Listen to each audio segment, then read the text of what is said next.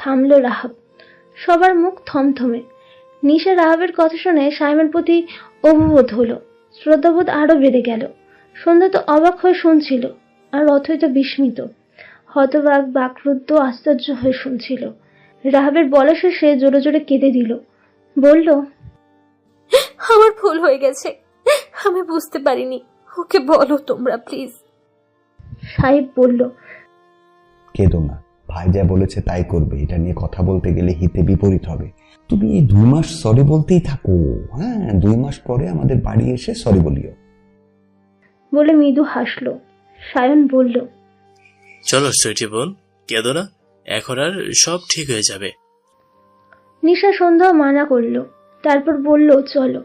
অথয় না পেরে এগিয়ে এলো। ওদের আসতে দেখে সাইম হর্ন বাজাতে লাগলো, অর্থাৎ অথয়কে উঠে বসতে বলছে। অথয় 1 পা 2 পা করে কাছে এসে কান্না মিশ্রিত কণ্ঠে বাচ্চাদের মতো বলল, সরি তো। উঠে বসো, কোনো কথা শুনতে চাচ্ছি না আমি। অথয় কাঁদতে কাঁদতে এসে উঠে বসলো। আজ আর সাইমের কাঁধ ধরলো না, সোজা পেট জড়িয়ে সাইমকে আষ্টে পৃষ্ঠে জড়িয়ে ধরলো। সাইম চমকে উঠল, পেটের কাছে অথয়ের হাতের দিকে তাকালো, মনে মনে হাসলো। অথয় দেখলো না। সাইম হেসে মনে মনে বলল, যতই এখন দোনোমনো করো না কেন, শাস্তি তোমাকে পেতেই হবে। আমি আমার সিদ্ধান্তে অটল। এই বলে ঠোঁট কামড়ে দুষ্টু হাসলো। এদিকে সন্ধ্যা সাহেবের বাইকে আর নিশা রাহাবের বাইকে উঠে বসলো। সাহেব একা একটা বাইক নিয়ে এসেছে। সবাই উঠতেই একে একে বাইক স্টার্ট দিয়ে সেখান থেকে বাড়ির পথ ধরলো সব। সাহেবের কথা অনুযায়ী আজ 1 সপ্তাহ চলছে। অথয় কিছুতেই যোগাযোগ করতে পারছে না, আর দেখাও করতে পারছে না। ঘরে মন বেজার করে বসে আছে। অন্তরা এসে ধমক দিয়ে বলল, এখনো বসে আছিস কেন? কয়টা বাজে? খোঁজ আছে? গোসল করতে যেতে কখন বলেছি তোকে? ওরা তো 2টার দিকেই চলে আসবে। অথয় চমকে উঠেছে বোনের ধমকে। আচমকা ধমকটা খেয়েছে। কাজো কাজো হয়ে বলল, বকো কেন আপা? আমার ভালো লাগছে না। এই আপা, উনি আসবে না? ওনাকেও আসতে বলো না প্লিজ। না, আসবে না। তোর শাস্তি পুরো হোক তারপর। এখন যা, বেশি ঘ্যানর ঘ্যানর করিস না। আমি আবার তোর শাস্তি দিব, নয়তো। এই বলে আবার দ্রুত পায়ে চলে গেল অন্তরা। আর অথয় সেভাবে বসে রইল মন খারাপ করে। কিছুক্ষণ বসে থাকার পর উপায় না পেয়ে আবারও 2-3 বার কল দিল সাইমকে, কিন্তু রিসিভ হলো না। তারপর আবার একটা লম্বা মেসেজ লিখে সেন্ড করে ফোন রেখে দিল। মুখটা টমেটোর মতো করে জামা কাপড় নিয়ে বাথরুমে ঢুকে গেল। উদ্দেশ্য গোসল করবে। এভাবে সেদিনের পর থেকে চলছে। এই কদিনে অথয় সাইমকে কতবার যে মেসেজ কল করেছে ইয়াদটা নেই, কিন্তু কোনো কথা নেই, কারোর মাধ্যমেও পারেনি। 1 সপ্তাহ পর আজ শুক্রবার সাইমের বাড়ি থেকে লোক আসছে অথয়কে দেখতে আর বিয়ের দিনক্ষণ ঠিক করতে। সেদিন সাইম বাড়ি গিয়ে সকালে মাকে ডেকে নিয়ে জানায় 2 মাস পরে বিয়ে করবে অথয়কে, সব বন্দোবস্ত করতে। আলিয়া আরো কিছুদিন অপেক্ষা করতে বললে সে জানে কোনো অপেক্ষা করবে না। আলিয়া জেদি ছেলে জেদ সম্পর্কে অবগত, তাই কিছু বলেনি। তিনি ছেলের সিদ্ধান্ত সবাইকে জানায়, কেউ দ্বিমত করেনি। কিন্তু সিরাজ মির্জা এই বিষয়ে কোনো কথা বলেনি, আবার অমত করেনি। শুধু জানিয়েছিলেন আগামী শুক্রবার শেখ পরিবারের সাথে বসে মিটমাট করতে সেখানে গিয়ে। সেই কথা মেনে আলিয়া শরীফ মির্জাকে সব গোছাতে বলেছিলেন। সিরাজ মির্জার কথা অনুযায়ী আজ শুক্রবার মির্জা বাড়ি থেকে লোক আসবে। সেসব আয়োজনে চলছে শেখ বাড়িতে। সকাল থেকে রশ্মি, অন্তরা, রশ্মির বড় বোন, নিশার মা সবাই ব্যস্ত। আর সন্ধ্যা সহ অন্ত, নিশা রান্নার কাজে সাহায্য করা, ঘর সাজানোর কাজে ব্যস্ত। শেফাকে আসতে বলা হয়েছে, কিন্তু এখনো এসে পৌঁছায়নি সে। আশরাফ শেখও ব্যস্ত। সময়ের কাটা দুপুর 2টোই। জুমার নামাজের পর মির্জা বাড়ির লোকজন এসে উঠল শেখ বাড়িতে। এসেছে আলিয়া, আলিয়ার বড় ভাই শরীফ মির্জা, নাহিদা, সাহিব, সাইফা, সামিহা আর শুভ। সিরাজ মির্জা আসেননি, তা দেখে রশ্মি আলিয়াকে জিজ্ঞেস করলেন, বুবু, বড় ভাইজান আসবেন না? উত্তরে আলিয়া বলল, বাদ দেন না বুবু, সময় হলে আসবে। এখনো মনকে সম্পূর্ণ তৈরি করতে পারেননি। এসব নিয়ে ভাবিয়েন না, অমত নেই কোনো। আলিয়ার কথা সবাই শুনল। শুনে আশরাফ শেখ, আসিফ শেখ সহ উপস্থিত সবাই একটা দীর্ঘশ্বাস ফেলল। তারপর এই নিয়ে আর কোনো কথা বাড়ালো না কেউ। সবাই বসার ঘরে সোফায় বসলো। সেখানে নাস্তা বানিয়ে এনে রাখা হলো। পরিচয় হলো সবাই। অন্তরার মা অন্তরার স্বামী মেহেদির পরিচয় করিয়ে দিল। টুকটাক গল্প গুজব চলছে, সবার মাঝে স্বাভাবিকতা বিরাজমান। শরীফ মির্জাও স্বাভাবিকভাবে আসিফ শেখ আশরাফ শেখের সাথে কথা বলছেন। কিছুক্ষণ পর আলেয়া আর নাহিদা অথয়কে আনতে বললেন। অন্তরা চলে গেলে ভেতরে। অথয়ের ঘরে সন্ধ্যা, সাইফা, শেফা, নিশা বসে আছে। ওদিকে সাইফ এসে স্তোক সন্ধ্যাকে দুচোখে খুঁজে চলেছে, কিন্তু দেখা এখনো পায়নি। অন্তরা এসে অথয়কে নিয়ে যেতে বলে গেল। সবাই অথয়কে নিয়ে বসার ঘরে এলো। অথয়কে শাড়ি পরানো হয়েছে, একটা লাল কালো রঙের মিশেল জামদানি শাড়ি পরেছে, সাথে হালকা সাজ আর সিম্পল কসমেটিক। ফর্সা শরীরে এক অন্যরকম লাগছে। সবাই মন্ত্রমুগ্ধ হয়ে গেল। মনে মনে সবাই মাশাআল্লাহ বলতেও ভুলল না। আলেয়া অথয়কে কাছে ডেকে নিল। আলেয়ার ডান পাশে বসালো অথয়কে। অথয় বসতেই ওর মাথায় হাত রেখে আলেয়া বললেন, মাশাল্লাহ, আমার ঘরে পূর্ণিমা চাঁদ আসতে চলেছে। লজ্জা পেল আলেয়ার কথায় অথই। মাথায় তার শাড়ির আঁচল ছিল। লজ্জায় মাথা নিচু করতেই পুরো মুখ ঢেকে গেল। স্বামীহা বলল, লজ্জা পেলে অথই সত্যি তোমাকে দারুণ লাগছে। আমাদের বাড়ির বড় বউ হতে চলেছ, একদম পারফেক্ট। বলা শেষে মুচকি হাসলো। সবাই মুচকি হাসলো। নাহিদা বলল, দায়িত্ব কিন্তু অনেক বড় তোমার অথই। পুরো মির্জা বাড়ির দায়িত্ব নিতে হবে। আমরা বুড়িরা এখন একটু আরাম আয়েশ শান্তি করব। অথয়ের হাত পা ঘামছে। সবাই পরিচিত তবুও নার্ভাস লাগছে। সাহিব বলল, অথয় একা নেবে কেন? ওর বোনেরও নিতে হবে। কথাটা সন্ধ্যার দিকে তাকিয়ে বলল। সন্ধ্যা চমকে উঠল। এই ছেলে সবসময় অসময়ে কথা বলে। সবাই মুচকি হাসলো। নাহিদা বলল, চুপ থাক গাদা, ও এখনো ছোট। এছাড়া ও বাড়িতে যাওয়া দেরি আছে। তোকে এসব নিয়ে পাকনামি করতে বলছে কে? চুপচাপ বসে থাক। সন্ধ্যা হেসে ফেলল। উপস্থিত সবাই হাসলো। আর সাহিব তো চোখ বড় বড় করে তাকিয়েছে। কি বলে এরা? দেরি আছে মানে? এরই মাঝে রশ্মি বললেন, ওর সামনে পরীক্ষাটা এখানেই থেকে দিক। আলিয়া বললেন, হ্যাঁ দিক, সমস্যা নেই, মাঝে মাঝে গিয়ে দেখা করে আসলেই হবে। তৎক্ষণাৎ সাহিব উঠে বাইরে চলে গেল। সন্ধ্যা মুখ ঝামটালো। আসিফ শেখ তখন বললেন, আপনারা দিন দিতে পারেন ওদের বিয়ের জন্য। সাইম কি কোনো তারিখ বলে দিয়েছে? আলিয়া বললেন, হ্যাঁ, ওর তারিখ অনুযায়ী বিয়ে হবে। ছেলেটা আমার একদম দাদার মতো জেদি আর বাপের মতো রাগী। সবাই হেসে ফেলল আবার। অথয়ের বুক ঠিপ ঠিপ করছে। তারিখও ঠিক করে দিয়েছে। রশ্মি বললেন, আচ্ছা, আমাদের আপত্তি নেই, আপনারা তারিখ বলেন। এখানে আশরাফ শেখ একদমই নীরব ভূমিকা পালন করছেন। রশ্মির প্রশ্নের জবাব দিতে আলিয়া বললেন, জুন মাসের 30 তারিখ শুক্রবারে। আমাদের ভাবনা ছিল সন্ধ্যার পরীক্ষাটা হয়ে গেলে বিয়ের ব্যবস্থা করব, কিন্তু তার হলো কই। এছাড়া সন্ধ্যার পরীক্ষার দিনও এখনো দেয়নি, তাই আর অমত করলাম না। এদিকে অথয় মনে মনে প্রচুর অবাক হলো। একদম 2 মাসের হিসেব। ওর ভাবনার মাঝে সাইফ এসে আলিয়ার কাছে ফোন দিয়ে বলল, ভাই কথা বলবে। অথয় তা শুনে ধকধক করে উঠল বুক। আলিয়া ভুরু কুচকালো। সাইফের হাত থেকে ফোন নিয়ে কানে ধরে হ্যালো বলতেই কি যেন বলল। কিছু শুনতে পারল না কেউ। কিছুক্ষণের মাঝে কল কেটে গেল। আলিয়া সাইফের হাতে ফোন দিল, দিয়ে কেমন করে যেন তাকালো সাইফের দিকে। তারপর আলিয়া উপস্থিত সবার দিকে নজর দিয়ে অথয়ের বাবা মা আর চাচুকে উদ্দেশ্য করে বললেন, আমরা আমাদের আরো একটা সিদ্ধান্ত জানাতে চাই। সাইম, অথয়ের বিয়ের 1 সপ্তাহ পরে সন্ধ্যার সাইফের আঁকটা করে ফেলতে চাই। তখন থেকে ও আমাদের সাথেই থাকবে। বুঝেনি তো, মেয়েটা আমাদের কাছে এতদিন ধরে ছিল, এখন দূরে রাখতে ভালো লাগছে না, তাই এই সিদ্ধান্ত। এতে আপনাদের কোনো আপত্তি নেই তো? সন্ধ্যা সহ উপস্থিত সবাই অবাক হলো এবং যা বোঝার বুঝেও গেল। তাকালো সবাই সাইফের দিকে। এতে তার কোনো ভাবান্তর হলো বলে মনে হলো না। সে নির্বিকার সন্ধ্যার দিকে তাকিয়ে মুচকি হাসছে। আর সন্ধ্যা কটমট করে তাকিয়ে আছে। সবসময় লজ্জায় ফেলে এই পাগলটা। কেউ আর অমত করলেন না। সবাই মেনে নিলেন। এরপর আরো প্রয়োজনীয় কিছু কথা হলো। তারপর খাওয়া দাওয়ার পাট চুকালো সবাই। খাবার শেষে বড়রা কিছুক্ষণ গল্প করার জন্য বসার ঘরে বসলো, আর ছোটরা অথয়ের ঘরে চলে এলো। সেখানে কিছুক্ষণ সবাই আড্ডা দিল। এরপর মির্জাবাড়ির সবাই বিদায় নিয়ে চলে গেল, আর রেখে গেল অথয়ের মনে একরাশ ভালো লাগা, উত্তেজনা, স্বপ্ন পূরণের আশা আর হতাশ। আজ জুন মাসের 27 তারিখ। সন্ধ্যাকে সাইফ নামিয়ে দিয়ে গেল। কলেজে গেছিল সে। সাইফের সাথে একটু ঘোরাঘুরি করে সন্ধ্যার বাড়ির সামনে এসে নামিয়ে দিয়ে গেল। বাড়ি সাজানো হয়ে গেছে, কারণ সাইম অথয়ের বিয়ের তোড়জোড় শুরু হয়ে গেছে। মির্জা বাড়িতেও তাই, দুই বাড়ি জাঁকজমকপূর্ণভাবে সাজানো, কোনো ত্রুটি থাকবে না। পাড়া প্রতিবেশী দেখছে আর কানাঘুষো করছে।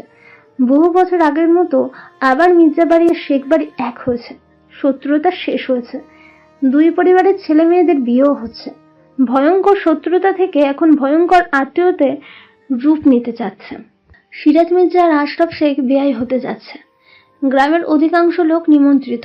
আশেপাশে গ্রাম সহ সিরাজ মির্জার কাজের ক্ষেত্রে সবাই নিমন্ত্রিত। সাইম একদিনের জন্য ঢাকায় গেছিল। কেন গেছিল বলে যায়নি। সাথে রাহাব, সায়নও গেছিল। আজ বিকালে এসে পৌঁছালো। মির্জা বাড়িতে সবাই ব্যস্ত। কেনাকাটা থেকে শুরু করে সাজানো সবই সম্পূর্ণ হয়েছে। আগামীকাল বৃহস্পতিবার অথয়দের বাড়িতে লগন যাবে। সাইম, রাহাব, সায়ন তিনজন এসে বাড়ির মধ্যে ঢুকলো। তাদের চোখে মুখে ক্লান্তির ছাপ স্পষ্ট। সাইমের পরনে সাদা পাঞ্জাবিটা ঘামে ভিজে জুবুথুবু। আলিয়া ছেলেকে এভাবে দেখে অবাক হলেন। এমন লাগছে কেন ছেলেকে আজ? এর আগেও তো বাইরে গেছে, এতটা তো লাগেনি। বেশি না ঘেটে জলদি ঠান্ডা শরবত এনে দিলেন। সাইম শরবতের গ্লাসটা নিয়ে সোফায় বসলো। তারপর এক ঢোকে গ্লাসের শরবত শেষ করে সামনে টি টেবিলে গ্লাস রেখে গা এলিয়ে দিল সোফায়। রাহাব, সায়নও একই কাজ করলো। আলিয়া ওদের রেস্ট নিতে দিয়ে নিজের কাজে চলে গেলেন। সেই সময় সাইফ এলো, এসে জিজ্ঞেস করলো, ভাই সব ঠিক আছে? তোমাকে এবারে এতটা ক্লান্ত লাগছে কেন? সাইম চোখ খুলে তাকালো। তারপর সাহেবকে এক পলক দেখে নিয়ে চোখ আবার বন্ধ করে ফেললো। বলল, হ্যাঁ ঠিক আছে, এবার একটু জলদি আসতে হয়েছে এদিকের জন্য, তাই। আচ্ছা, তবে দাওয়াত করে এসেছো? আসবেন বলেছে? আর আসলে তুমি সামলাবে কি বলে? চিনবে তো বড় চাচু, বাবা? আসবেন না বলেছেন? সাইফ আর কথা বাড়ালো না, ভাইয়ের ক্লান্ত মুখের দিকে তাকিয়ে। কিছুক্ষণ বসে থেকে সে উঠে চলে গেল। রেস্ট করুক তারা। স্বামী আর শ্বশুর বাড়ি থেকে সবাই এসে পৌঁছালো রাত 8টার সময়। শান আসবে আগামীকাল, আর শেফা আসেনি। শেফা অথয়দের বাড়িতে গেছে। আজ বৃহস্পতিবার। সাইমদের বাড়ি থেকে লগন আসবে কিছুক্ষণের মাঝে। দুপুর 3টাতে আসার কথা লগন নিয়ে। অথয় হলুদ জামদানি শাড়ি, ফুলের গহনা সহ হালকা সাজে সেজে বসে আছে। দুহাত ভর্তি মেহেন্দি। ফর্সা হাতে মেহেন্দির রঙগুলো একদম চোখ ঝলসে দিচ্ছে। সন্ধ্যা, শেফা, নিশা, অন্তরা সহ অথয়ের কাজিনরাও হলুদ শাড়ি পরে ফুলের গহনা নিয়ে সেজেছে। বাড়িতে আত্মীয় স্বজনের কোলাহল চলছে। অথয় মনটার অতি খারাপ। আজ 2 মাস সাইমের সাথে কোনো দেখা না, কথা নেই। সে সত্যিই তার শাস্তি পূরণ করলো। এভাবে থাকতে না পেরে মাঝে মাঝে রাতে বালিশ হয়ে যেতে, তবুও সাইমের সাথে যোগাযোগ করতে পারেনি। সে না একটু ভুল করেই ফেলেছে, তাই বলে সত্যি এমন নির্দয় হবে? এমন 2 মাস না দেখে তো গত 5 বছরও থাকেনি সে।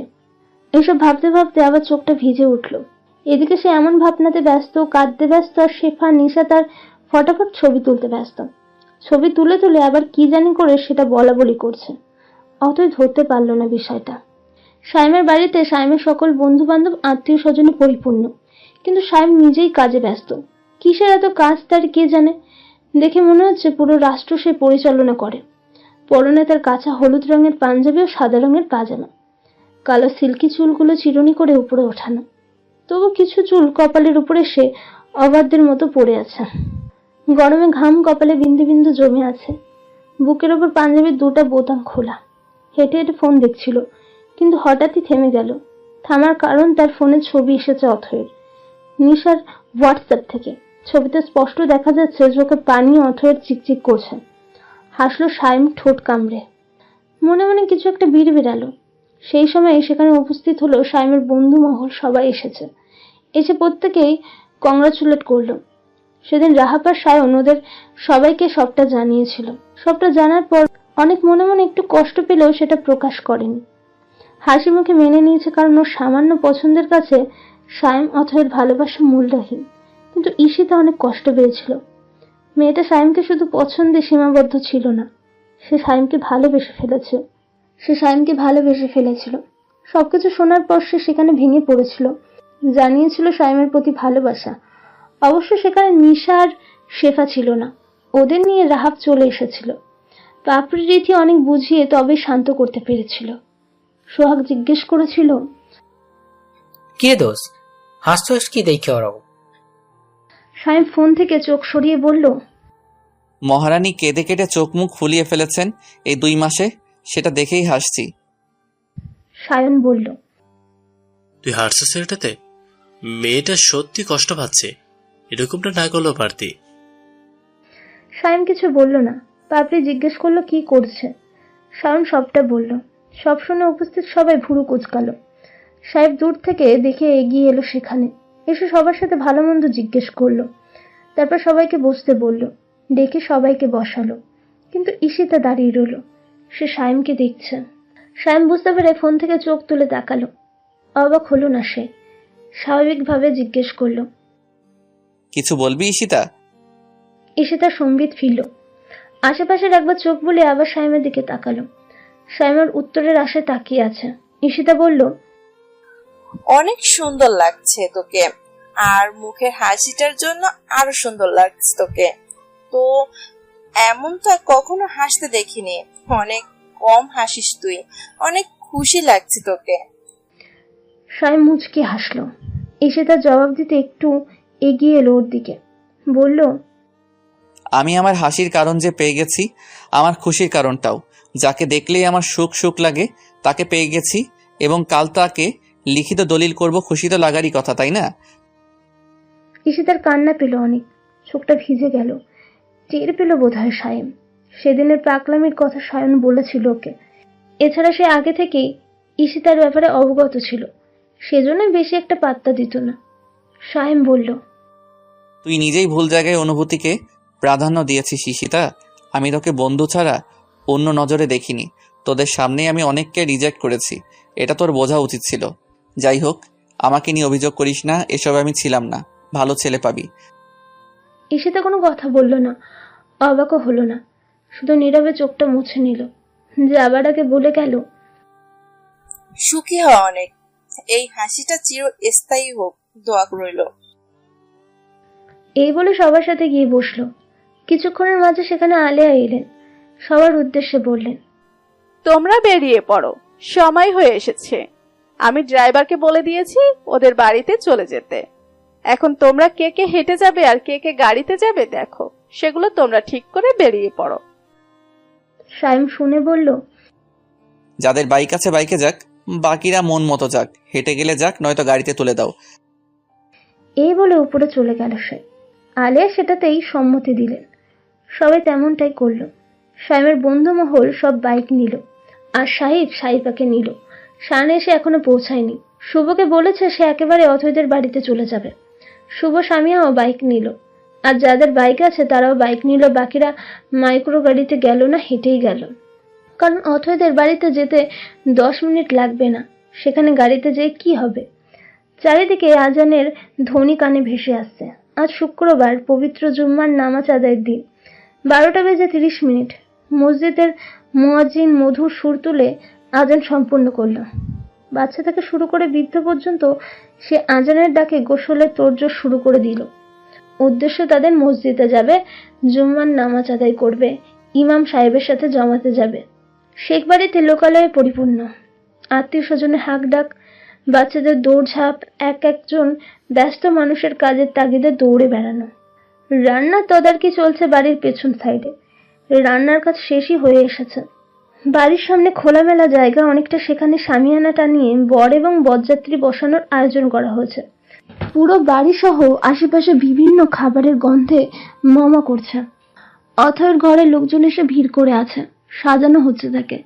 সায়েম পার্লার থেকে লোক পাঠিয়েছে সাজানোর জন্য। সাজানো প্রায় শেষের দিকে। অন্যরাও সাজতে ব্যস্ত, কেউ কেউ নিজে সাজতে, তো কেউ কেউ বিউটিশিয়ানের থেকে সাজবে বলে অপেক্ষায় আছে। সন্ধ্যা, নিশা, শেফা এরা বিউটিশিয়ানের থেকে তৈরি হবে। বোনের বিয়েতে অন্তরা বসার সময় পাচ্ছে না। অন্তরার মেয়ে অন্তর কাছে বেশি সময় থাকছে। বেচারা অন্তর একটা কাজ হয়েছে, ভাগ্নিকে রাখা। সন্ধ্যার কাছে ভাগ্নিকে দিয়ে এসে নামাজে চলে গেল। এছাড়াও 2 দিন যাবৎ ছেলেটা অনেক কাজ করছে। অতইকে সাজানো হয়ে গেছে, গর্জিয়াস সাজে বেশ সুন্দর লাগছে। লাল খয়েরি ভারী কাতান শাড়ি শরীরে, ভারী জুয়েলারি, ভারী মেকআপ, সবাই দেখছে অতইকে। সন্ধ্যা দেখে বলল, মাশাআল্লাহ আপা, তোমাকে অপূর্ব লাগছে। অথই মুচকি হাসলো। তার মনের প্রজাপতিদের সে কি বলে সান্ত্বনা দেবে। বুকে যে হাতুড়ি পেটা হচ্ছে, ধুকপুক শব্দ হচ্ছে 2 দিন যাবৎ। সাইমের বউ সেজে বসে আছে এখন, আর ঘন্টাখানেক 2 পরে কবুলে বলবে। তার বিশ্বাসই হচ্ছে না, গত 5 বছর যাবৎ যেটা স্বপ্ন ছিল তা আজ বাস্তব রূপে ধরা দেবে। সে সাইমকে স্বামী রূপে পাবে। তার সেই টিনেজার ক্রাশ সত্যি তার জীবন সঙ্গী হবে, যাকে সে নাম দিয়েছে বসন্ত। তার বসন্ত তাকে ধরা দেবে, চির বসন্ত হবে সে। উফ, আর ভাবতে পারছে না সে। বুক কাঁপছে, হাত পা ঘামছে, শরীরের উত্তাপও বেড়ে যাচ্ছে। কি একটা অবস্থা হচ্ছে তার। সে স্বাভাবিক থাকতে পারবে তো কবুল অবধি, নাকি অজ্ঞান টজ্ঞান হয়ে যাবে? তখন সবাই বলা বলি করবে, বর দেখে বউ কবুল না বলেই অজ্ঞান হয়ে গেছে। এই বাক্যগুলো তখন গ্রামে গ্রামে ছেয়ে যাবে। সন্ধান করে জানতে পারবে মির্জা সাইম শেহরির বউ কবুল না বলতেই অজ্ঞান হয়ে গেছিল। বলা যায় না সেই বাক্যগুলো গ্রামবাসী ইতিহাসের পাতায় পর্যন্ত রচিত করে দিতে পারে। তাই নিজেকে স্বাভাবিক রাখতে হবে, অজ্ঞান হওয়া যাবে না। আর কিছুক্ষণ পরে আসবে তারা, দেখবে সে সাইমকে দীর্ঘ 2 মাস পরে। দুপুর 3টে বাজে। শাসা করে গাড়ি এসে শেখ বাড়ির সামনে থামলো। 3টা কার গাড়ি, আরো কিছু মাইক্রো, বাদবাকি সব বাইক।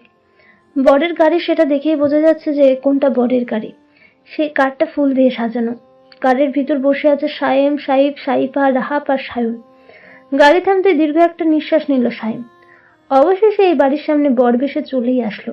পরনে তার শুভ্র রঙের শেরওয়ানি, মাথায় বরের টোপর, পায়ে নাকড়ায় জুতা, বাম হাতে ঘড়ি। অসাধারণ লাগছে, মানিয়েছে তাকে বর বেশে অনেক। অন্তরার স্বামী মেহেদি এসে সায়েমকে নামালো, কোলাকুলি করলো। দুজনে আজ প্রথম পরিচয় হলো তারা। আশরাফ শেখ, আসিফ শেখ পাশেই দাঁড়ানো। এগিয়ে গেল কিছু কথাবার্তা বলে বরের আসনের দিকে। সেখানে সন্ধ্যারা গেট ধরেছেন। সায়েম হেসে ফেললো তা দেখে। কি অদ্ভুত, সেদিন ওই জায়গায় ওরা দাঁড়িয়েছিল, আর আজ সে বর বেশে দাঁড়িয়ে। কথাটা শুভ পেছন থেকে কানের কাছে বলেই ফেললো, কি শালাবাবু, মনে পড়ে? কিছুদিন আগে কিন্তু তুমি ওই জায়গায় ছিলে, আর আমি তোমার জায়গায়। সায়েম হাসলো তা শুনে, কোনো উত্তর করলো না। সায়েম গিয়ে সন্ধ্যাদের অ্যামাউন্ট অনুযায়ী আরো বাড়িয়ে টাকা দিয়ে দিল। সবাই হৈ হৈ করে উঠল। তারপর গিয়ে বসলো ভিতরে। সায়েমের মনের অবস্থা কি কেউ ধরতে পারছে? উফ, কেউ ধরতে পারছে না তার ভেতরে কি চলছে, তার অনুমতি ঠিক কি রকম। আশেপাশে দেখলো তাকিয়ে, তারপর অথয়ের ঘরের জানলায় তাকালো। অথয়কে দেখার বৃথা চেষ্টা করলো, কিন্তু পারল না, কারণ শামিয়ানা দিয়ে ঘেরা। অথয়ের মনে মাদল বাজছে সে যখন থেকে শুনেছে বর চলে এসেছে, এবং সাইম শেহরিশকে বর বেশে পুরো নায়কের মতো লাগছে। মনটা ছটফট করছে দেখার জন্য। ওর ভাবনার মাঝে সেখানে সাইফ, শান সহ সাইমের বন্ধু মহল আসলো। অনেক, রীথি, সোহাগ, পাপড়ি অথয়কে অভিনন্দন জানালো। ঈশিতা আসেনি। সন্ধ্যাকে সাইফ ডেকে নিয়ে গেল। সবাই টুকটাক সেখানে গল্প করছে। সামিয়া আর সাইফা এসে রশ্মির সাথে কথা বলে গেল। সময় 4টার কাটা ছুঁই ছুঁই। সে সময় সবাই বলল বিয়ে পড়িয়ে ফেলতে। আসিফ শেখ হাঁক ছেড়ে বললেন। শরীফ মির্জা সম্মতি দিয়ে কাজীকে নির্দেশ করে দিলেন বিয়ে পড়াতে। কাজী এসে সায়েমের সামনে বসে বিয়ে পড়ানোর কাজ শুরু করলেন। কিছুক্ষণের মাঝে সায়েমকে কবুল বলতে বলা হলে সে কোনো ভনিতা ছাড়া আলহামদুলিল্লাহ কবুল বলে দিল 3 বার। যেন সে এটার অপেক্ষায় ছিল, ঠিক যেমন একটা তৃষ্ণার্ত ব্যক্তি 1 ফোঁটা পানির অপেক্ষায় থাকে। সবাই মুচকে এসে আলহামদুলিল্লাহ পড়ল। তারপর কাজী সায়েমের থেকে সই নিয়ে উঠে বিয়ের কনের জন্য গেল বিয়ে পড়াতে। অথয়ের ঘরে কাজী এসে পৌঁছালে অথই অস্বাভাবিক হয়ে উঠল আরো। প্রাণপণে নিজে ঠিক রাখার চেষ্টা চালিয়ে যাচ্ছে। পাশে সন্ধ্যারা হাত ধরে সাহস দিতে ব্যস্ত। অথয়ের অবস্থা সবাই ঠিক পেয়েছে। কাজী এসে সামনে বসলে তার কাঁপাকাঁপি আরো বেড়ে গেল। জোরে জোরে নিঃশ্বাস নিচ্ছে সে। কাজী অপেক্ষা না করে বিয়ের প্রয়োজনীয় কথা বলে কবুল বলতে বললেন। অথয়ের বিশ্বাসই হচ্ছে না সায়েমের নামে তাকে কবুল বলতে বলছে। মির্জা সায়েম শেহরিশ 10 লক্ষ টাকা দেনমোহর ধার্য করে তাকে বউ করবে। গ্রামের লোকজন তা শুনে নিজেদের মধ্যে কোলাহল শুরু করে দিল, কারণ গ্রামে আজও কেউ এত টাকা দেনমোহর নির্ধারণ করেনি। আবার একই বাক্য আসলো, সে বহু কষ্টে কবুল বলল।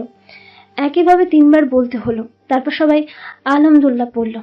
অথয় থেকে সই নিয়ে কাজীকে নিয়ে চলে গেল।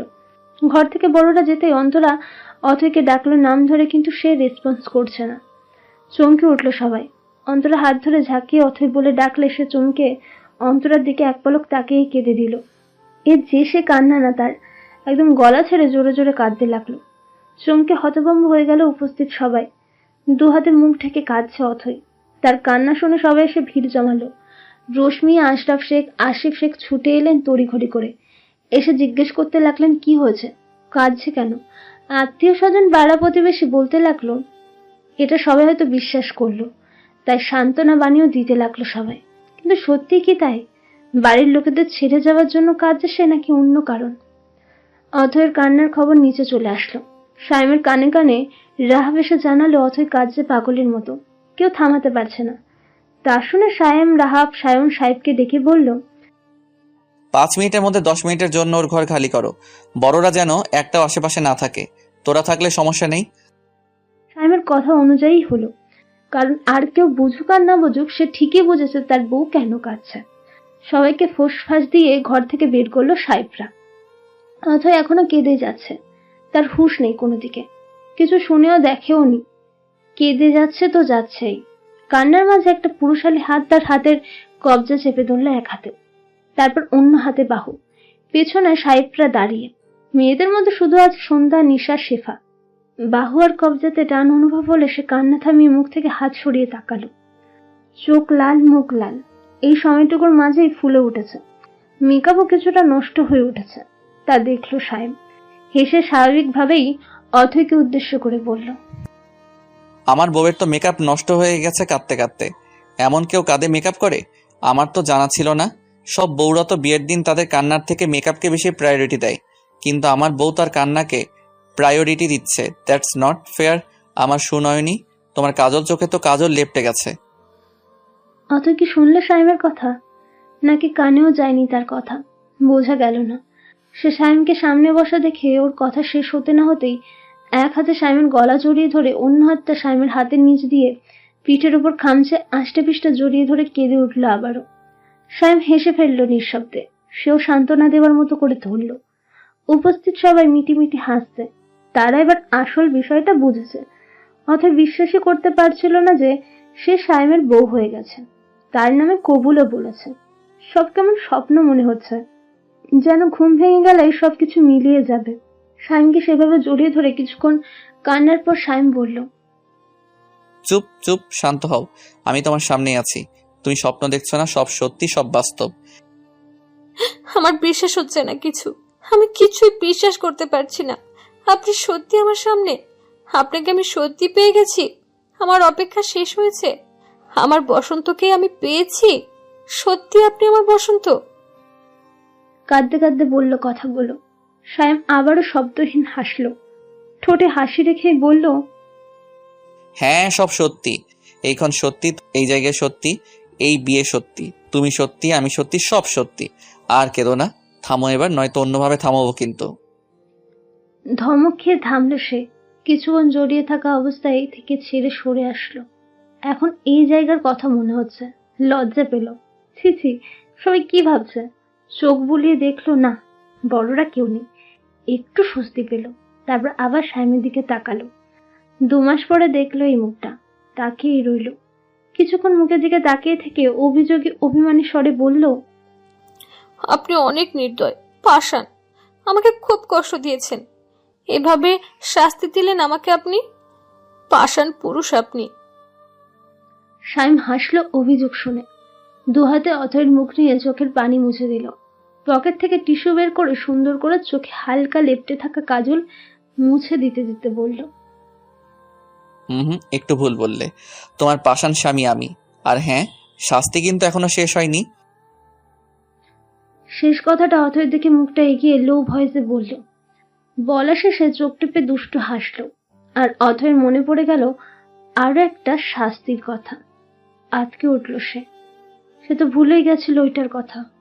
মনে পড়তে কাঁদো কাঁদো হয়ে গেল। আবার চোখে পানি চিকচিক করছে। অসহায়ভাবে তাকালো সাইমের দিকে। সাইম তা দেখে বলল,